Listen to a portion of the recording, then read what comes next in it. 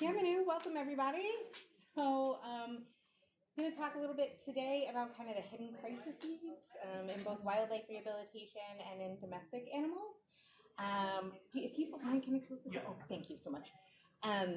If you take anything away from this, is that bunnies need specialized care, whether it's in rehab sessions, whether it's in your home, or whether it's in a shelter. Telling a little bit about myself, my name is Joneé. It's pronounced like Renee, but with a J.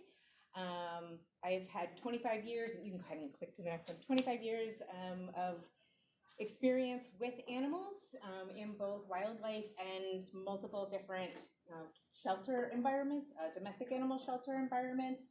I basically have worked with turtles and birds and small mammals. And what I've found that, and in emergency situations, I think I volunteered for the Horizon Wildlife Spill. I've done multiple different preparations for hurricanes in Florida here, in lovely Southwest Florida.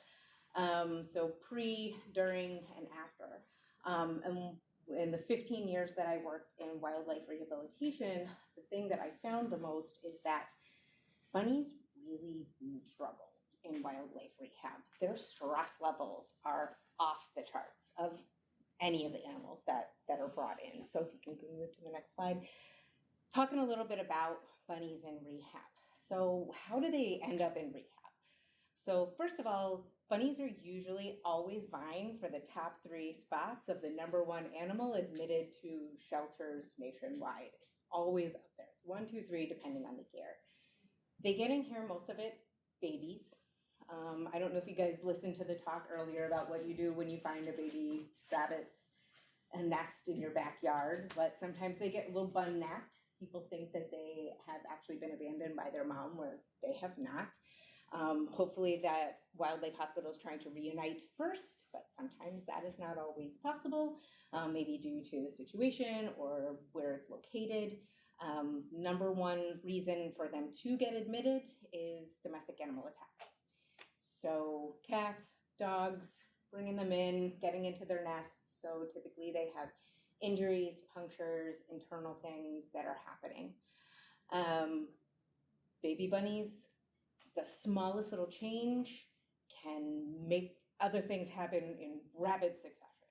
So whether it's stress or care, or, oh my gosh, they have the hint of bloat, and now it's absolutely major.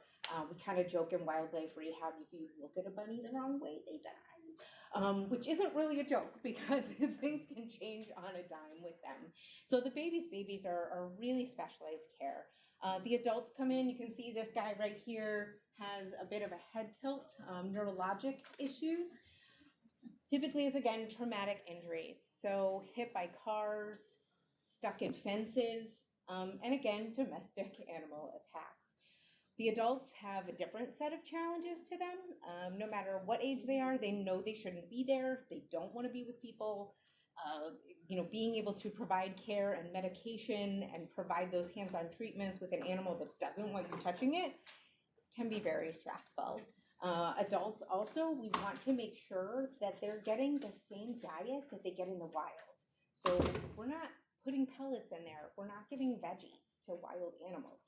You're going out there, been on my hands and knees multiple times in the field. People are like, what is that crazy lady doing? With scissors, cutting grass for babies and adult rabbits that are in rehab. You have to maintain their natural diet, because the whole point is to send them back out into the wild.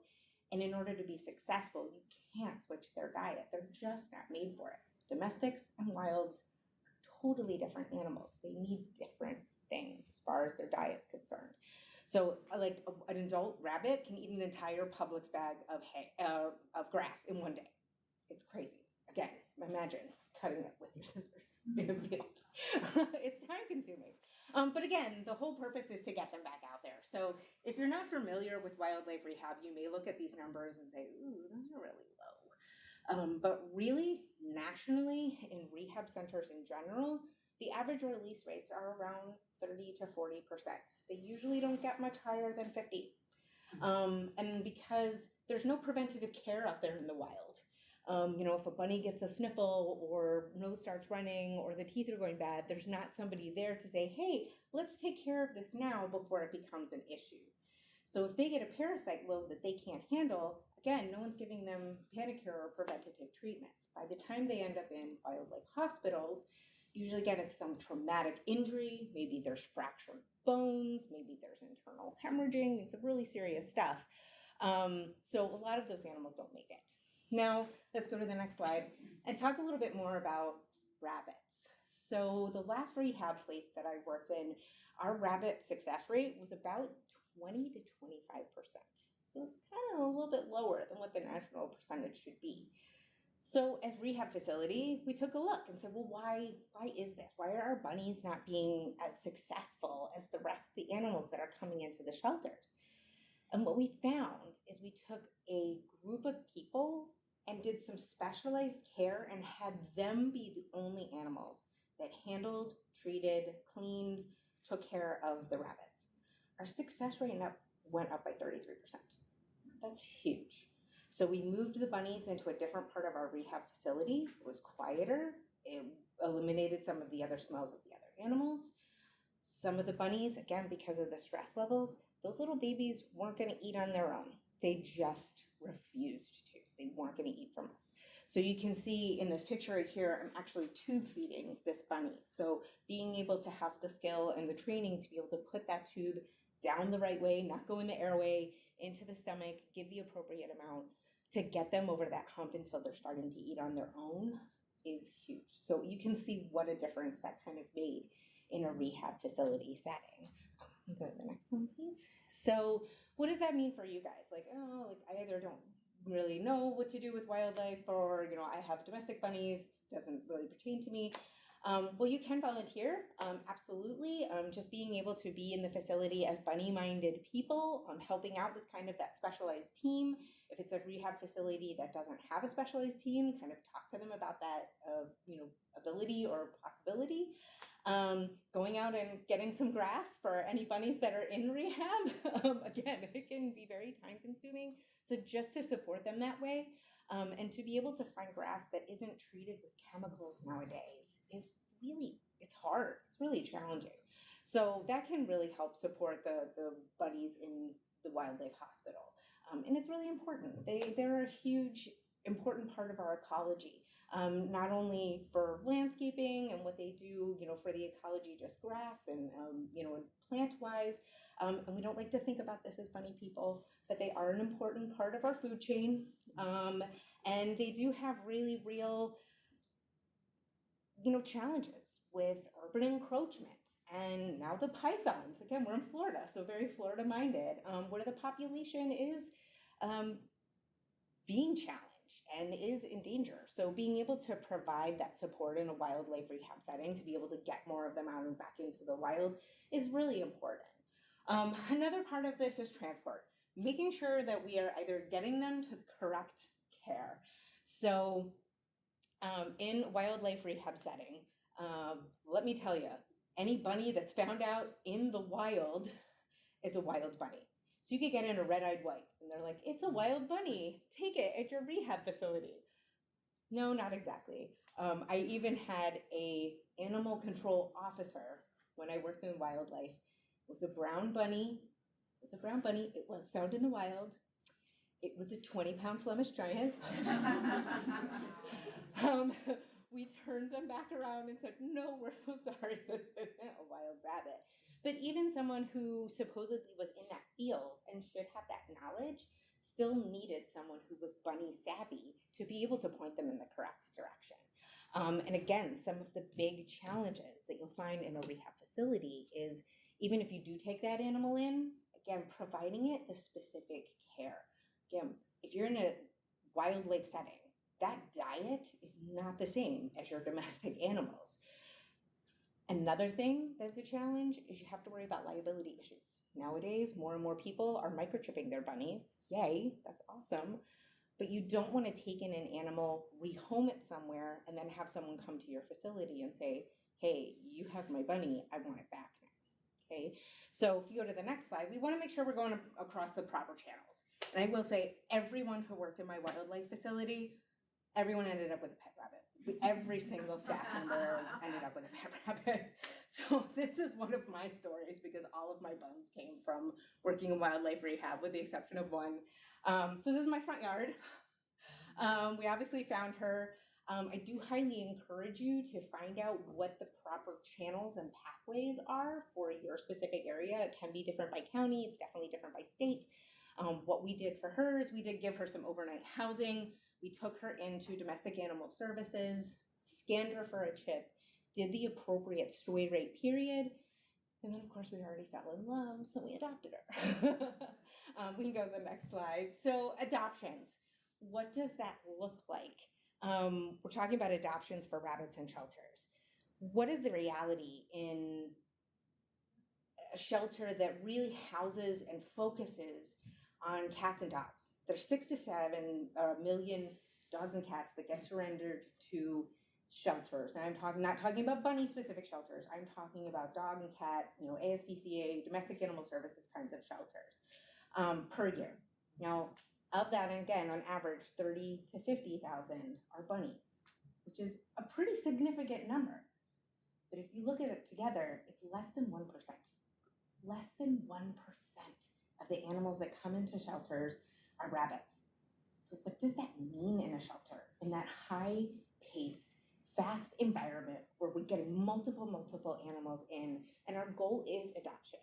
Well, it leads to staff members who just don't know.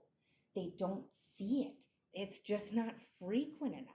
There's not the supplies that are easily kept. There's not a specific bunny area because it's less than 1% of the shelter population. So if we go to the next slide, we can talk a little bit about it in more detail. So again, unfamiliar staff. What blows me away when you walk into any domestic animal shelter and you look at the cat rooms and you look at the dog kennels, you know instinctively that's not how I'm supposed to have that animal at home. You walk into a domestic animal shelter and you see that bunny in that 2 by 3 foot enclosure and you're like, this is what I'm supposed to do. Staff not knowing, hey, did you even know that bunnies can be litter trained? Did you know that bunnies have different hops? Did you know they have different personalities? Do you know that they also need enrichment? They're really smart. I mean, this is a dog toy, and this bunny loved it. Like, she really needed to have that mental engagement or that volunteer engagement. Everyone wants to stop by and see the dogs and cats, but they don't necessarily know that the rabbits need that too. They often get mislabeled. Again, I kind of talked about the wild 20-pound Flemish giant coming into the rehab facility. They get mislabeled as mean. I had a bunny rabbit who everyone was like, we can't touch her.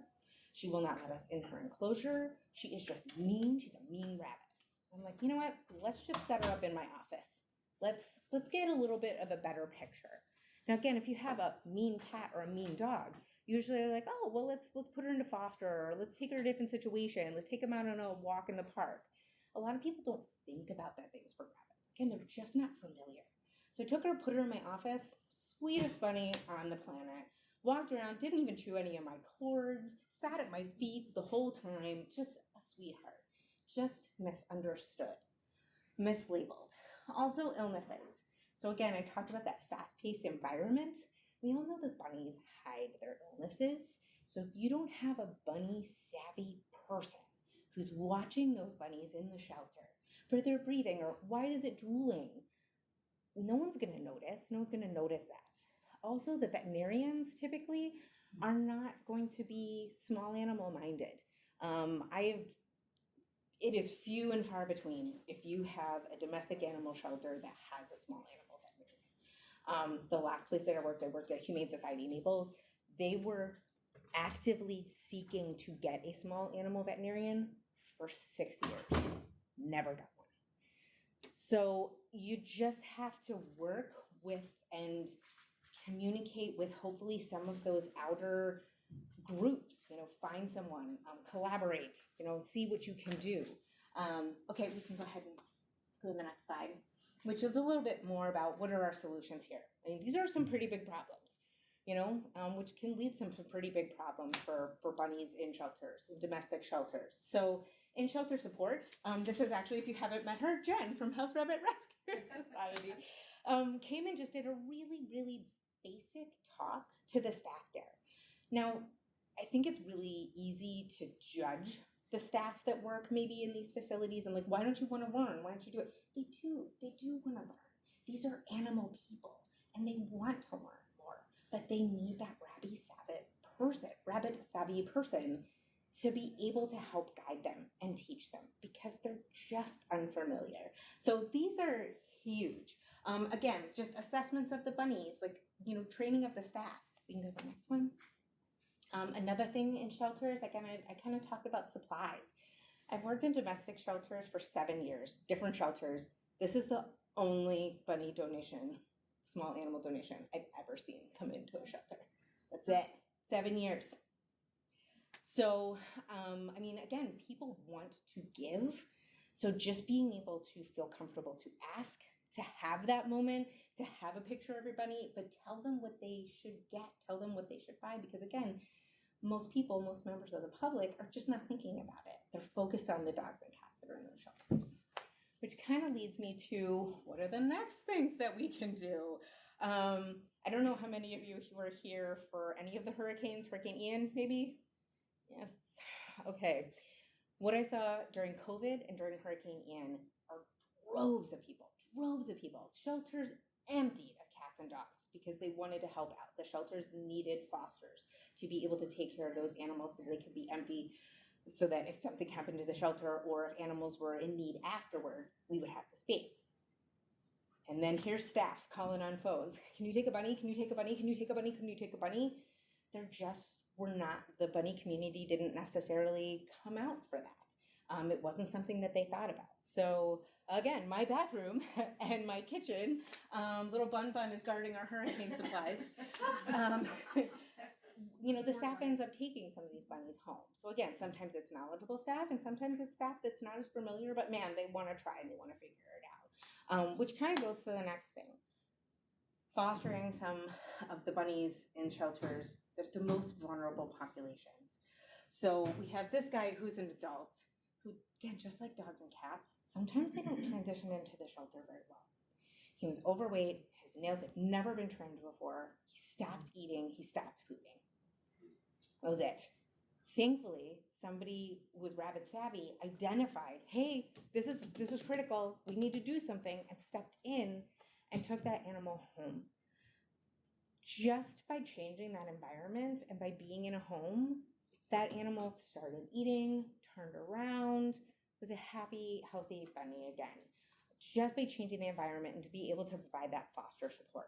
Another thing are babies and moms. So again, hand feeding or even just supporting a mom, those babies shouldn't grow up in a shelter. They're never going to be socialized. So making them more adoptable animals from the beginning, even if you can just do a week or two, that's going to be huge for these bunnies. But I will tell, again, in 7 years, I've known 2 fosters for bunnies. And one of them was my best friend because I made her. Okay, so those are the resources that are real in shelters. So I'm going to tell you a little bit about, if you can hit the spacebar again, Willow, hopefully the video will work. No, oh, it didn't work. All right, go back and if you can. Dang it, I had a little video of her drinking. So this is Willow's story. She needed help through the shelter from the day she came in until the day she left. So kind of some touch points to be able to help her. Again, people didn't know how to hand feed her. She was found with another bun, her sibling. The other sibling didn't make it. It's most likely a cat attack. They were found in the wild. She needed space to grow. She needed space to be able to be herself and to, provide that social encouragement and engagement. And also identifying that this bunny needed another bunny. Like some bunnies, I had one, she did not want another bunny rabbit. She was like, I'm single and I like it that way. This bunny needed another bunny. So enter Rupert, who's this fun big guy right there. I love this as they're staring off into the sunset. Who was also identified as a problem bunny in the shelter environment.